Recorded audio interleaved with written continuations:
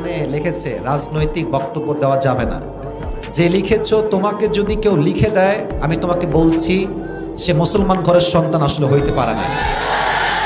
এই জীবনের প্রথম আমি আমার মাহফিল এরকম স্লিপ পাইলাম, বেটা দেশ কারো বাপের না, এখন দেশটা মুসলমানদের দেশ। এইসব বাটপারি আর কইরেন না, জনগণের মায়ের খাইলে বাঁচতে পারবেন না কিন্তু আপনারা। এটাকে আপনি আওয়ামী লীগের শাসনামল পাইছেন নাকি? মিনা পিটায় হাত দিয়ে ভেঙে ফেলবে যুবক ভাই। রাজনৈতিক বক্তব্য দেওয়া যাবে না মানে? কোরআনটা রাজনীতিতে ভরা, ইসলাম রাজনীতি, রসুল করেছে রাজনীতি, রাজনীতির দ্বারা দেশের চিত্র বদলানো সম্ভব যুবক ভাইরা। মানে শুধু মাটির নিচের ওয়াজ হবে আর রাতের ওই আধারে ওয়াজ হবে নাকি? না না, ওইসব কথা বাদ। আমার কথা একটা, সাইদি সাহেব বলতেন বিড়ালের মতো 500 বছর বেঁচে থাকার কোনো দাম নাই, সিংহের মতো 1 ঘন্টা গর্জন দিয়ে আমরা বাঁচতে চাই। আপনি যা করার করে নেবেন, কোনো সমস্যা নাই।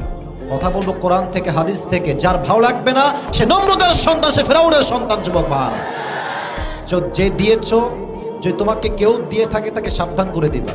এটা আসিফ হুজুরের মাহফিল, বাড়াবাড়ি করে যুবকরা 1 চুল পরিমাণ কোনো ছাড় দিবে না।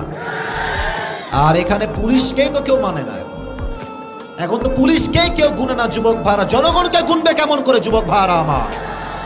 আমার যেটা মনে চায়, যেমন ভাবে মনে চায়, কোরআন থেকে হাদিস থেকে বললে আপনি শুনতে বাধ্য থাকবেন যুবক ভাইরা। আল্লাহ তাআলা হেদায়েত দান করুন। সকলে আমরা দিল থেকে পড়ছি আমিন।